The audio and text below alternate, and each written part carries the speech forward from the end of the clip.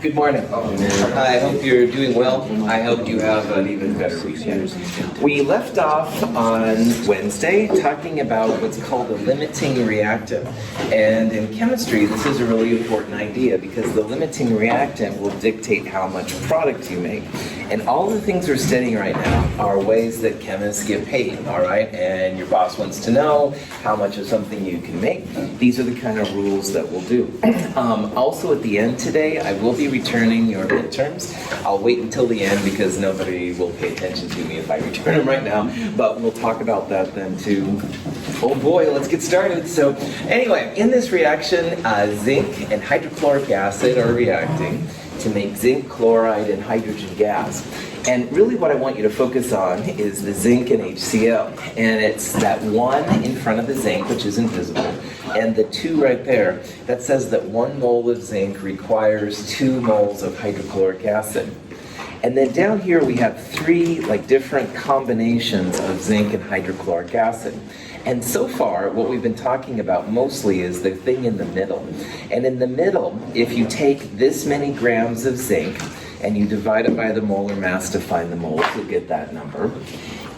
This moles of zinc this moles of zinc, and if we added it to this many moles of HCl, you can see that 0.1 divided by 0.05 is 2, or this number times 2 is 0.1. This one right here has the perfect ratio, all right, the perfect ratio of HCl to zinc. And if you have this 2 to 1 mole ratio, so again 0.1 divided by 0.05 is 2, then everything will react and you won't have any reactant left. But what happens a lot is you'll have one reactant in excess of the other one. So for example, over here, if you look at this ratio long enough, remember over here it was 0.1 to 0.05. Here the zinc moles is actually larger than the HCl. So what this means now is that if we have 0.1 moles of HCl, we would need 0.2 moles or 0.05 moles of zinc, and we have way more than that, all right? We have more than twice as much zinc as needed. So the HCl is going to limit how much product you can make here, all right? If there's a 1 to 2 ratio, then this number times 2 would be 0.207, and we have much less than that in terms of HCl. So the HCl is going to stop the amount of product that can be made. And on this side, it's the opposite situation. All right, we still have 0.1 moles of HCl, and we need 0.05 to get that magic 2 ratio. But here we have a lot less than 0.02. In this situation, it's the zinc that's going to run out. Notice here the amounts of zinc. You can see how this one, which corresponds to the right, much smaller amounts of zinc than this one, which is the most. So as a chemist, you can control the amount of reactants to dictate which one runs out. And there's advantages of this process. It seems a little strange, but there's actually times in chemistry where it's nice to have more of one than the other. Here's an example to make you think about it a little bit differently. We have here 10 moles of N2 and 25 moles of H2. Now, if these were balanced, how many moles of H2 would we have per mole of N2 using this equation?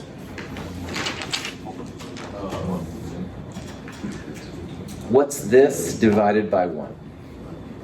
3, all right? So I'm using the balanced equation to tell what the balanced ratio would be.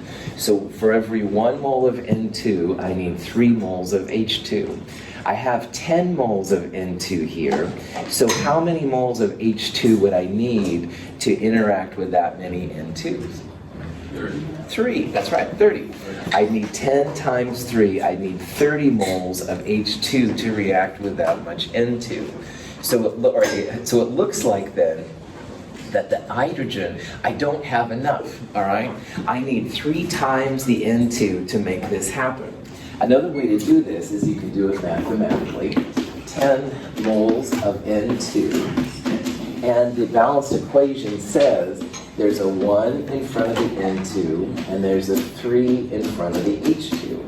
So if you literally multiply that 10 by 3 over 1, you can see that in this case we would need 30 moles of H2. The moles of N2 cancel.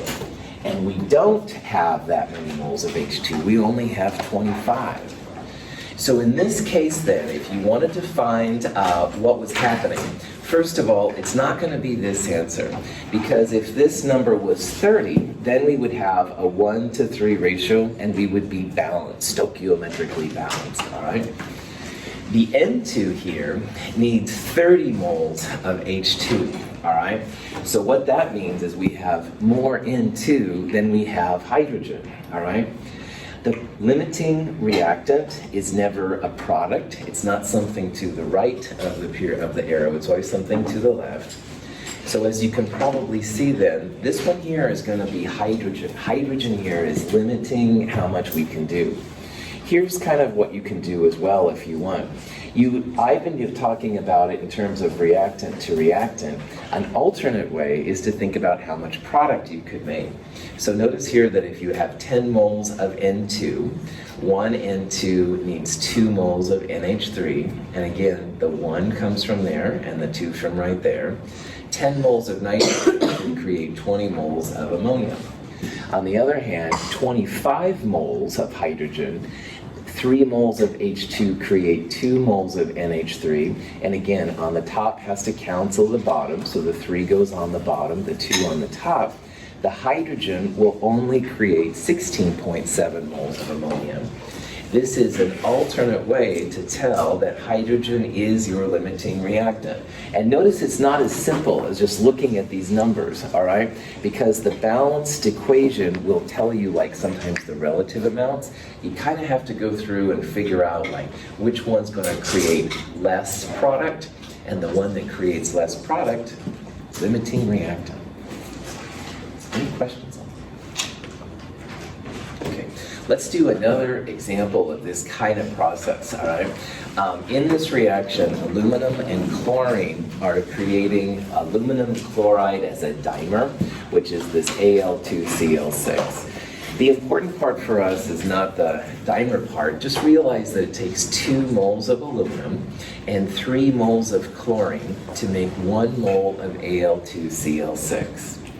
So in this example, we're mixing this much aluminum and this much chlorine. And again, chlorine's a diatomic, so it comes in 2s, aluminum is not. And really what it comes down to is how many grams of Al2Cl6 can you make? And this is something that if you worked in a chemical company, they'd want to know. All right, you mix this stuff together, what kind of product should you end up with? What we're going to do is the process we did earlier. We'll go grams to moles and compare moles. I'm going to show you 2 ways to solve this problem, all right? The one way is admittedly less work, all right, less math. But you kind of have to think about ratios. And the other way, which does take a little bit more work, I find easier, and there's other kind of cool information you get out. So you can use either one you want. Freedom to choose, Pepsi or Coke, and you can decide like which one is best for you. Now, the classic way to do this, and the way that takes a little less work, is to do a mole ratio. And you want to compare essentially something like moles of chlorine to moles of aluminum. I like putting the smaller number on the bottom and the bigger number on the top. So I'm going to talk about it in terms of Cl2 moles relative to aluminum, all right? But Zach wants to do aluminum to chlorine. This is totally cool. You would use a 2/3 ratio, and that's cool. I'm not as hip when it comes to fractions. Anyway, if we're going to do a chlorine to aluminum, that 3/2 is what we're going to look for, all right? And that 3/2 would be the mole ratio if the aluminum and the chlorine were balanced. So at the end of the reaction, you had nothing left over. And the ratio we get will compare to 3/2 and see like what exactly it means. So let's see what that means exactly. If we calculate the moles of chlorine divided by the moles of aluminum, and we get an answer which is larger than 3/2 or 1.5, so maybe we'll calculate 2.2 or something like that. If the ratio of our reactants is larger than 1/2, then that means there's not enough aluminum, all right? The ratio right now is too big. Our top is too big or the bottom is too small. So if you get a ratio that's too big, your limiting reactant is going to be the part on the bottom. So if our ratio is larger than 1.5, aluminum is limiting how much product we can make. Larger in relation to what? So again, we're going to calculate the moles of chlorine relative to the moles of aluminum. And using the numbers I showed a little bit ago, and I'll show you here again, we're going to literally calculate this number. So the grams of Cl will divide by the molar mass to get a number. And we'll do the same thing, Joseph, with the aluminum. We had so many grams of aluminum, we'll convert that to moles. So it's literally the moles of chlorine that you calculate divided by the moles of aluminum you calculate, and that will be a number, and you'll compare it to this thing to see which one is limiting. Let me go through and I'll show you what I mean. All right. The alternate situation is totally possible. You could have a ratio which is less than 1.5.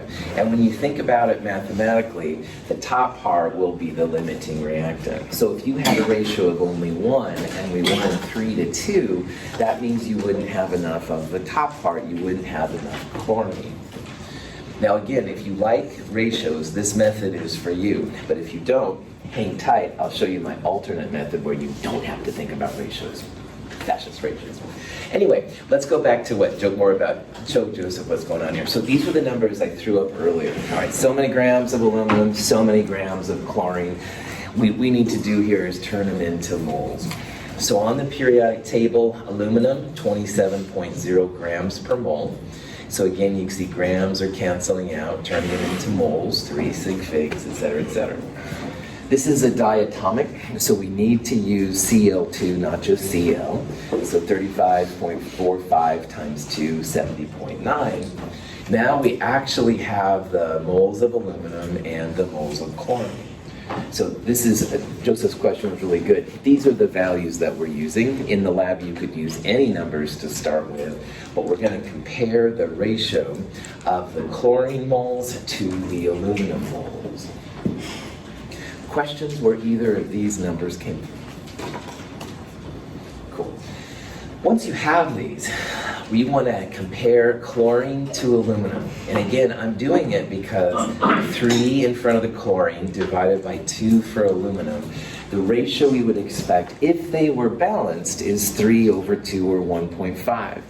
And you can probably tell that when you throw these numbers that we calculated into your calculator, this is certainly not 3 halves or 1.5. In effect, this is actually a number which is quite less than 1.5. So that tells you 2 things, and the number one thing is that this is a problem with a limiting reactant. If this ratio would have been 1.5 or awfully close to it, we would have had balanced amounts. But this ratio is not 1.5. That means that, oh man, we need to make the top number bigger and or the bottom number smaller to get to 1.5. And if that is the case, that means your limiting reactant, it's going to be that piece on top. Chlorine is our limiting reactant here. So this way, which is I call it the classic limiting reactant way, is a way that you compare the ratios of the moles you actually have to the ratio in the balanced equation. And if it's less than, like in this case, it's the top number, which is limiting. If this number would have been larger than 1.5, it would have been the bottom number. Now, if you hate thinking about ratios, I have an alternative for you. Hang on. Yeah, go ahead. How do you select, again, which to put on top and bottom, the Cl2 or the Al? Cool. You can do either one you want, man. I picked the chlorine on the top and the aluminum on the bottom because I like having the smaller number on the bottom, all right? So 3 halves, 1.5, that works better for me. But there's nothing wrong with going the other way, too. Like you could have 2 over 3, and then numbers less than 2 over 3 would be 1 thing. Either way is cool.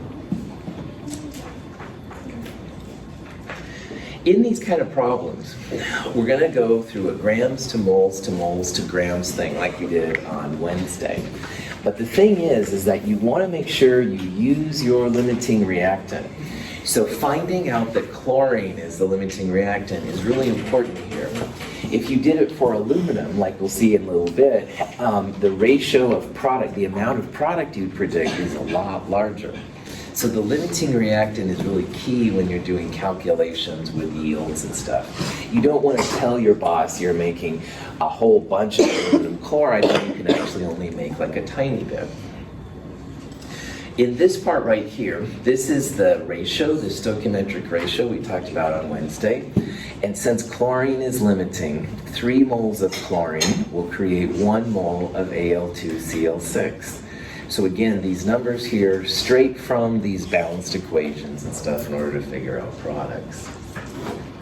So knowing that chlorine is the limiting, start with the moles of chlorine that we calculated earlier. 3 moles of chlorine create 1 mole of product, and you get this many moles of this Al2Cl6 thing. And because your bosses probably won't think in terms of moles by default, it's nice to turn it into grams.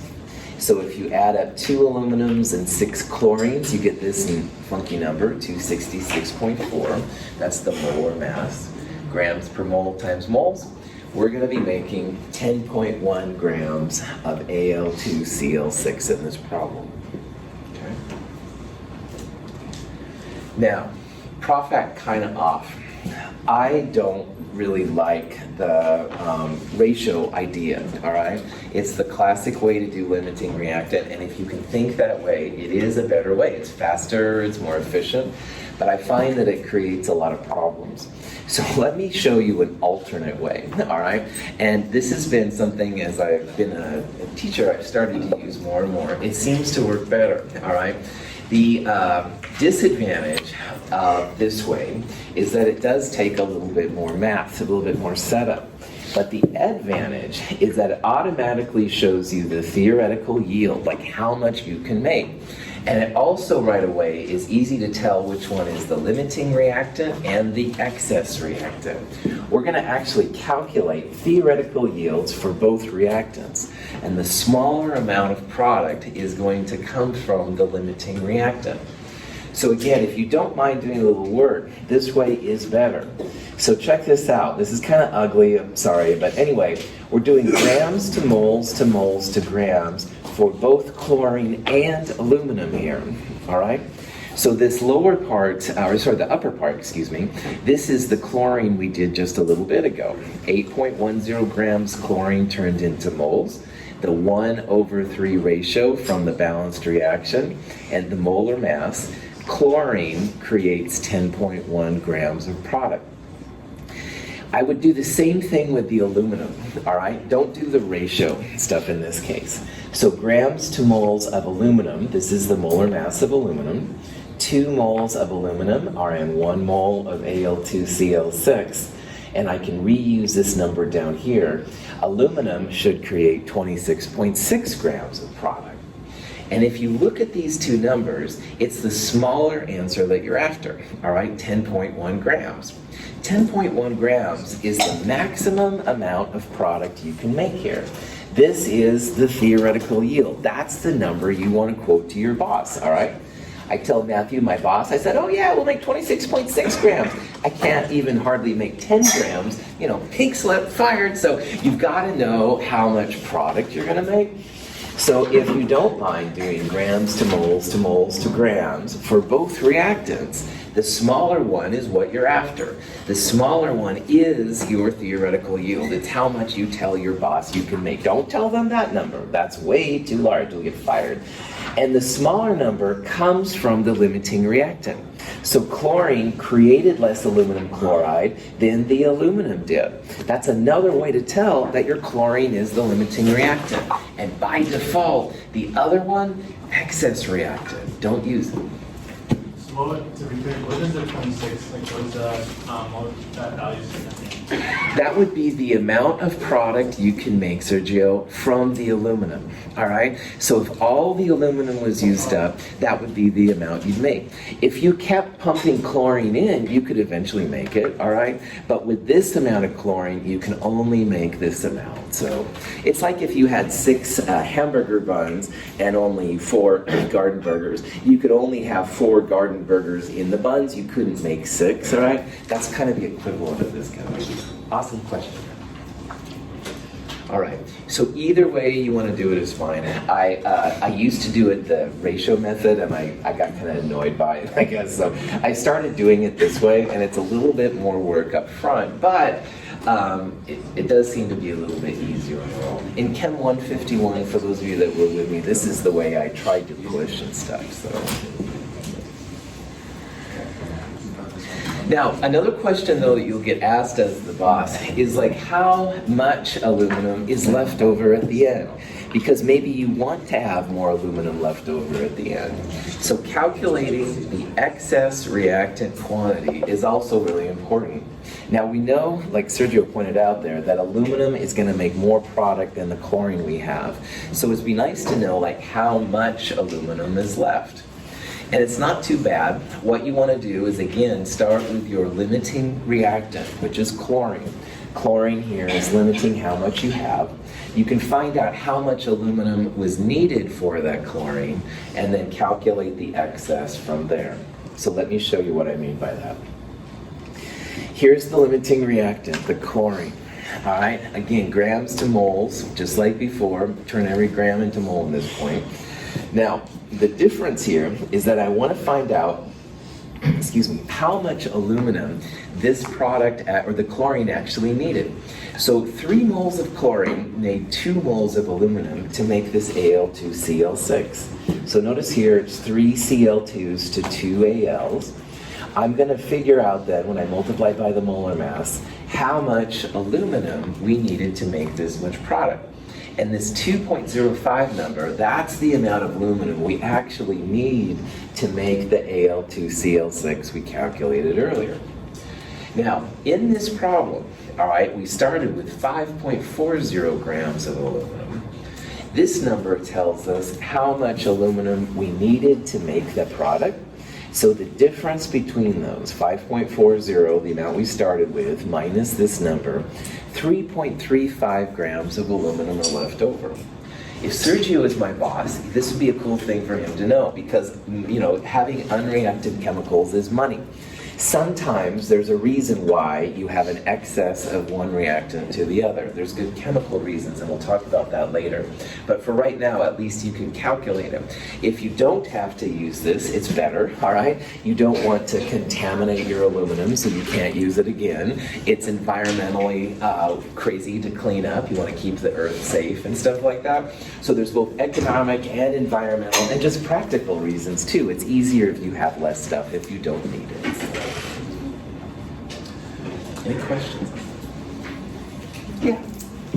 So you went from grams of chlorine to moles of chlorine, then to moles of chlorine to moles of, that's right, mostly, to moles of aluminum? Mm-hmm. That's right. Okay. Yeah. We're trying to find out how much of the excess reactant is left at the end, all right? So yeah, so you're going from a reactant to the other reactant, essentially. It's the power of this situation. Good question. So I did the ratios for the largest number on the bottom, Uh-huh. and I got 0.75. Mm-hmm. I don't know what unit of 3 is, but I think it's 0.75. But anyway, my yield was about that. It was 0.57. So yeah, so 2/3 is 0.67, and if you got a ratio of 0.75 or whatever, No, you're fine, man. You're fine. So it's larger than 0.67, which is 2/3. So that means you have too much aluminum as well. Yeah, you did it right, man. I don't think as well in decimals as I do in numbers larger than 1, all right? But Joseph, your way does work, man. That's an alternate way to see that you have too much aluminum. You'd be using 2/3 instead of 3/2. 2/3 is less than the number you calculated, so you have more aluminum as well. Yeah. This is how much of the aluminum we started with. We started with this much chlorine and that much aluminum in the problem. Good. Any questions? The last subject we're going to look at in this section is about also how to find a formula, because remember, that's a big part of chemistry. And most of chemistry involves organic materials. Organic materials have carbon, hydrogen, and sometimes oxygen. So what I'd like to introduce here is a method that's used to identify a lot of the organic compounds. We're first going to look at carbons with, or compounds, excuse me, with just carbon and hydrogen. And then in a little bit, we'll look at compounds with carbon, hydrogen, and oxygen. So that's true. They have carbon, hydrogen, and oxygen in them. Yeah. Yeah, that's right. Compounds like gasoline have only carbon and hydrogen, or natural gas, but a lot of them do have CH and O, absolutely. What scientists will usually use is what's called a combustion reaction. And let's be honest, this is just chemist's cheesy way to burn things, burn. Sorry, because in burning, all right, you have to have a fuel, and that's usually the CH or CHO thing. You have to have some oxygen. You take away the oxygen, no fuel. But you do need a spark as well, which can be just, lighter or whatever, it doesn't matter. This burning thing is really nothing more than what a combustion reaction is. And instead of just being kind of fun in a Beavis and Butthead kind of way, there's actually utility to this process, which is cool. So let's say we have an unknown hydrocarbon with carbon and hydrogen. A combustion reaction of a compound with oxygen forms water and carbon dioxide. The water, represented as blue speckles, is trapped in one chamber, and the carbon dioxide, represented by white speckles, is trapped in a separate chamber. The mass gain of each chamber can be used to calculate the empirical formula of the compound. These processes are kind of cool. Again, if in this case we're looking at something with just carbon and hydrogen, when you burn these things, you always make CO2 and water. And that's kind of fascinating. So all of the organic things, when you burn them, just CO2 and water are created. So in this example, this carbon and hydrogen thing, we're burning the heck out of it. We're throwing O2 through it. This is a furnace. And then there's a way to absorb the water, and there's a way to absorb the carbon dioxide. And this first one is kind of familiar. This is a hydrate, all right? They make a hydrated compound when the water is absorbed, kind of like the hydrated compound from the empirical formula lab. The CO2, there's a couple different ways to do it. This is a base absorber, sodium hydroxide, and we'll talk about that later through the course. But what we're going to do here then is if you compare the weight of this before and after, that's going to be the grams of water collected. And if you weigh this thing before and after, that's the grams of CO2 collected.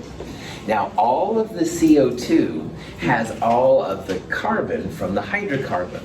So we can relate the CO2 back to the moles of carbon in our unknown. And likewise, the water has all the hydrogen that was initially in our hydrocarbon. So we're going to relate the water hydrogen back to the hydrocarbon's hydrogen as well. So let me show you here what I mean. But the first thing I want you to hear is you hear combustion. It's just burning. It's scientists' cheesy way to get out the flames and start setting stuff on fire. This is just a controlled fire for like a practical use. Okay. A lot of these compounds are basically little puddles of stuff, and when you burn them, the hydrogen goes one way and the carbon goes the other way. So let's say that we have 0.115 grams of some unknown, all right? And we want to know what it is. We want to find the empirical formula first. All of the carbon ended up as CO2, and in this example, 0.379 grams of carbon dioxide was obtained. Likewise, all the hydrogen ended up as water, and we got 0.1035 moles. Now notice that carbon dioxide has one carbon. So the ratio of moles CO2 to moles of carbon, 1 to 1. And what that means is that for every mole of carbon in the hydrocarbon, you're going to get a mole of carbon as carbon dioxide. Water has 2 hydrogens, so every hydrogen here, it's going to take 2 of those to make 1 water. So that 2 in H2O, all right, we're going to have to play with that a little bit.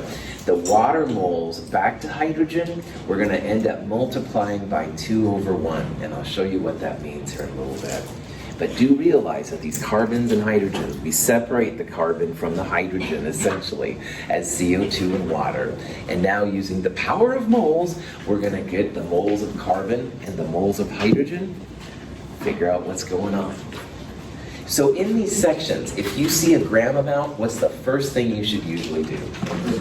Moles, good. Molar mass, good. All these kind of answers are awesome. Let's do it. So if you take that grams, 0.379, you divide by the molar mass of CO2, about 44 grams per mole, this is the number you end up with. I encourage you to try this on your own if this is unclear. 8.61 times 10 to the minus 3. And 1 carbon in CO2 is, they're equal, all right, 1 to 1. So the moles of CO2 equal the moles of carbon here. If you take the same thing, do the same thing with water, 0.1035 divide 18.02 grams per mole, this is the number you get up. But this is moles of water, H2O. There's 1 mole of water for every 2 hydrogens. That's what the formula tells you. So if you multiply that number by 2, 1.149 times 10 to the minus 2 moles of hydrogen. Once you have these numbers, that's when you can do our empirical formula thing that we went through. You can take the larger number, the 10 to the minus 2, and divide by the smaller number to find the empirical formula. The larger number divided by the smaller number comes out to be 1.33. And a third in math is 0.33. So 1.33 would be 1 and a third. 1 and a third is 4 thirds. So you can see here in this case, it's like 4 hydrogens for every 3 carbons. C3H4 is the empirical formula of this compound. And again, I want to stress the importance of this. Most of chemistry is organic. Biochemistry, chemistry, medicinal chemistry, all this kind of stuff. And the compounds in those places usually are CH or CHO, all right? So we're talking about how to analyze just the CH compounds at this point. We burn them. You end up with just CO2 and water. That's it. Relate the CO2 back to carbon. Relate the H2O back to moles of hydrogen. Compare them. Empirical formula time. So, you went from moles of water, moles of hydrogen, and moles of oxygen. Not oxygen. Not talking about oxygen yet. We'll do that on the next slide, Joseph. No, it's okay. Carbon. I love that. Yeah. Sorry, man. I see this 2 reactions. Yeah. 2 products. That's right. Yeah. And yeah, Joseph, that's cool. All the carbon came from here. All the hydrogen came from here. The oxygen, there's something else we'll have to do here in a second. Yeah. Sorry, I'm just kind of confused on how you got the 8.61 times 10 to the 3. Cool. What's the first thing, Ray, you want to do with grams most of the time in You chemistry? change it to moles. Oh, okay. There you go. So if you take that number, Ray, and you divide by the molar mass of CO2, which is about 44 grams per mole, this is the number that pops in. Okay. And you do the same thing with water, but there's a small trick, all right? 2 hydrogens on water, so the moles of water you get out, you multiply by 2 to get that number right there. Good question. All right. Now, fascist oxygen is so social, and it begins to get a problem. And Joseph was right. Most of the compounds in organic chemistry and in biochemistry, they don't have just carbon and hydrogen. It's carbon, hydrogen, and oxygen. But oxygen is tough because oxygen is in all the reactants and products. So there's a special technique that you need to know. So I want to do an example of a compound called caproic acid. And supposedly, if you ever smelled, hopefully, your own socks in a gym and it goes, all right, kind of a powerful scent. This is the compound that results when you sweat, basically. So let's say that we take 0.450 grams of this caproic acid, we do a combustion analysis on it, and we get this much water and this much carbon dioxide. In addition, on this example, I'm going to throw in the empirical formula, empirical formula to molecular formula part. We need the molar mass of the whole compound for this. So the goal here, let's just find the molecular formula. What is this CXHYOZ compound? In the last example, it was only carbon and hydrogen. But this type of compound, carbon, hydrogen, and oxygen. So the goal of this problem is we're going to first find the empirical formula. We'll then take the molar mass to find the molecular formula. But along the way, we have to deal with something special because of the oxygen. Here's the reaction we're looking at. All right, we've got a caproic acid. We don't know its formula, and we don't have access to Google apparently. Anyway, we're burning it in oxygen. We're creating CO2, and we're creating water, just like before.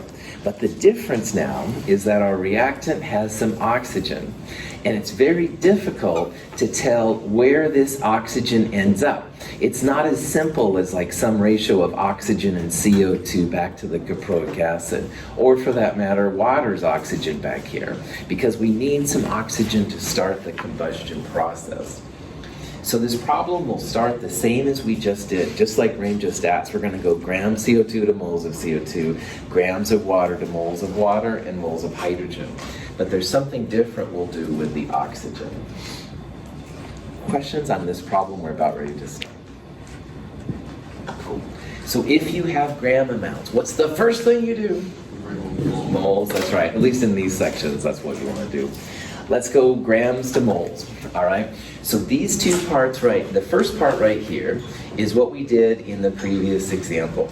Grams of water to moles of water. Water is about 18.02 grams per mole.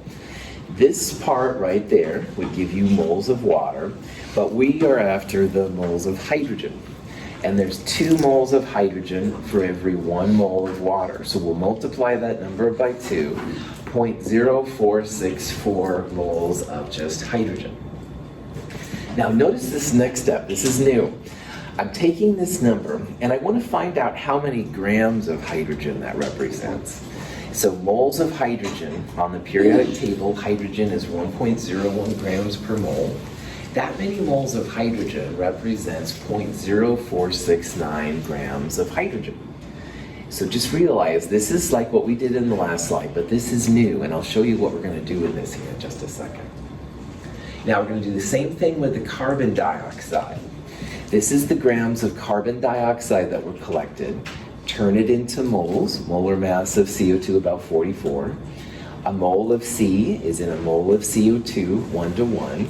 So again, this is the moles of carbon. And in the last example, we would have compared this number and this number to find the empirical formula. But this crazy thing has oxygen in it. So also, I'm going to take this moles of carbon and I'm going to figure out how many grams of carbon are in it. So on the periodic table, carbon, 12.01 grams per mole, 0.2791 grams of carbon.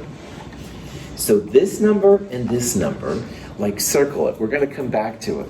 But immediately, in order to find the oxygen, we're going to need the grams of hydrogen and the grams of carbon. This law of mass action is about mass that goes in equaling mass that comes out. And if you look at this problem carefully, 0.450 grams of caproic acid, that's all of the carbon, hydrogen, and oxygen in the compound. So what we've just done here is we found out how much hydrogen is in the caproic acid in the 0.450 grams. We also found out how many grams of carbon are in the 0.450 grams. This number, the total CH&O minus the H and minus the C, that's going to give us our grams of oxygen, the grams of oxygen we need in our compound. So if you do that, all right, take 0.450 grams, the total sample. We're going to subtract the H and the C grams that we calculated on the last slide. And the difference between those are the grams of just oxygen in the caproic acid. This is the only way, this is by far the easiest way, let me rephrase. This is by far the easiest way to find just the grams of O in the caproic acid in a compound with CH and O. You take the total mass of the sample, subtract the C and the H to get just the grams of oxygen. Questions on that part? You couldn't just do the same thing as you did with the C and H. Correct. The oxygen is also a reactant, a separate reactant. See? So it's hard to know how much of the oxygen in CO2 came from the O2 and how much of it came from the caproic acid. And the same thing with water. Like there's oxygen in water, but did it all come from caproic acid or was some of it from the O2? Oxygen is kind of tricky. Okay, turn your grams of oxygen in the sample into moles of oxygen. Divide by 16 grams per mole in the periodic table. And now we have the moles of oxygen in the caproic acid. And the two numbers on the previous slide that I told you to circle, the moles of H and the moles of C, we're going to compare those numbers to this number to find the empirical formula. So, the moles of carbon, the moles of hydrogen, and the moles of oxygen are right there. When you want to find an empirical formula, divide all the numbers by the smallest number. Oxygen 0.00 is smaller than the 0.0s over here. This divided by itself is 1. This divided by this is about 6. This divided by this is about 3. C3H6O is our empirical formula. That's the smallest whole number of ratio of atoms in the caproic acid sample. Again, getting the moles of C and H isn't too bad, and Zeke's question was perfect. The oxygen, though, it's not as simple as going from like moles of CO2 to moles of oxygen, because oxygen is everywhere. So the mass action is what I would use. You can take this number and subtract the grams of H and C. Now from here, this is like the other problems we just got through. To go to the molecular formula, we need to find the molar mass of C3H6O. If you add 3 carbons, 6 hydrogens, and an oxygen, you get about 58 grams per mole. So again, carbon about 12 grams per mole times 3 is 36. About 1 gram per mole there, so 36 plus 6, 42. And oxygen about 16, that's where this number came from. And this number, the empirical formula, molar mass, put that on the bottom, put the molar mass of the whole thing on the top, and you're always going to get a whole number at this point. So 116.2 divided by 58, you get a ratio of 2. The molecular formula, C6H12O2. The next time you smell your stinky socks, oh, caproic acid. Anyway, getting too excited here about chemistry, I know. It's pretty cool. You have now multiple ways that you can start finding formulas. And again, between knowing about limiting reactants, theoretical yields, and finding things, these are powerful tools in the chemist's arsenal of weapons. Show me the money. Anyway, getting too excited once again. Questions? Okay. So that's it for this chapter. Let me shut down here now for a second, and let's talk about the midterm again. So give me just a second.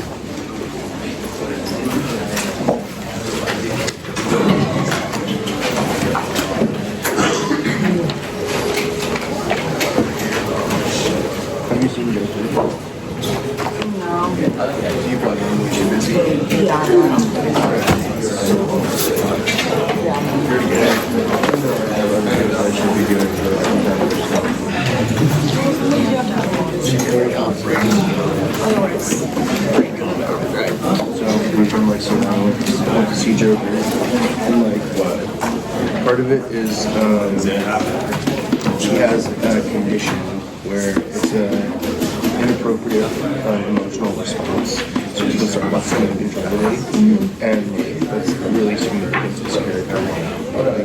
This is really unique. It's really distinct. And it happens over and over throughout the movie. He's sitting on the train and they're going home, and the guys are starting to bother this chick in a few scenes today. And he doesn't think it's funny, but he starts laughing. He gets the shit out of it.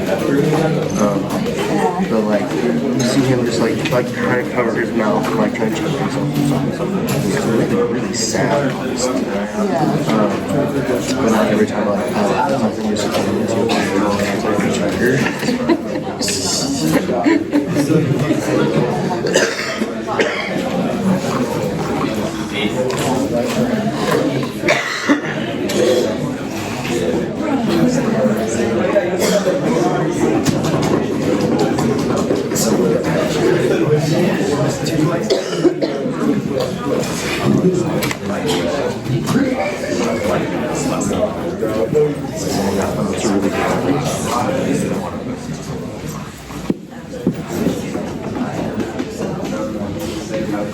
Okay. This midterm was worth 130 points, and in this class, an A is 89% or higher, B 78%, C 65, D 55. So out of 130 points, these are the scores you have to have. Now there was a 5-point extra credit question in there too, so the high score on this exam was an amazing 133. There was also a 131, very honorable, lots of people very close to there, pretty impressive. Low, a little less than 133, that's all we have to say about that. But the average of this class, 96.5, all right, which is 74.2%. And that's better than last fall did, so I applaud you guys for doing that and stuff. That was pretty cool. When you get your exam back, all right, it'll look like this. These are all lists. They're all organized by the lab section you are, and I'll put them in different places. And they're put in there alphabetically, all right, so by last name, so you can kind of do that. When you turn over your part on this part, it will tell you your score. But I'll be honest, go right to the back, all right? Because the back part back here, this back part is what I call this summary sheet. All right, I'll cover this person's name up. And the summary sheet is basically a compendium of all the stuff you've done before. It's not just the midterm, it's also the problem sets and the quizzes and extra credit so far and stuff like that. The lower right hand, I'm sorry, this number down here in the lower right corner, that's the number that I would compare up here, all right, to these percentages. And that will tell you like what your grade is as of this day. And remember that in a class like this, there's a lot more than just the exams. There's also the labs and the quizzes and stuff like that. Now, regardless of your score, all right, if you got 133 or less than 133, I highly encourage you to go back and check out like what the problems were that you missed, all right? Because a lot of these things will come up later on the final and they'll be ready for different parts. So going back through it, I know, is kind of a boring process. In about an hour, I'm going to post an email with an extra credit assignment if you'd like to go through. If your score was low enough, I'm basically encouraging you to go back and look at your exam. I call it the exam analysis form. And so anyway, check that out definitely to see what's happening. If your score is a number where you're happy, awesome, pat yourself on the back, well done. If your score is not where you think it is, use this as a call to like start working harder, all right? I sent out an email this morning about extra credit opportunities in the class, and there's lots of different ways that you can boost your score up and stuff, and I'm totally happy to talk about that with you. When you get your thing back and you do start looking through it, all right, there's only one of me and there's a lot of you. So what I'd like you to do this morning is don't like swarm me, all right, because like, I don't have the capacity to handle it, I get freaked out. But anyway, what I'd like you to do is online right now are the answers to the midterm exam. And please look at those first, all right? See if it makes sense. And if it doesn't make sense, then Monday, man, we can sit down, start looking through them and stuff with no problem. I do want to make sure that you have help. Brandon, you had a question. Thanks. I was just going to say, like, if you got, is the extra credit opportunity only for people who got low scores? Yes, that's right. There's a cutoff, and it's so many multiple choice questions you miss. I should know that number off the top of my head, and I don't, so you have to look at the email. Sorry. Getting it together. Any questions on this? All right. So again, these are organized by the lab section you're in, all right? If you are in Tuesday morning's lab, your exams are right here. If you are in Tuesday afternoon's lab, your exams are right here. If you are in Wednesday's class, your exams are right here. And Thursday's class, I'll put right here by the nice. Have a great weekend. Thursday?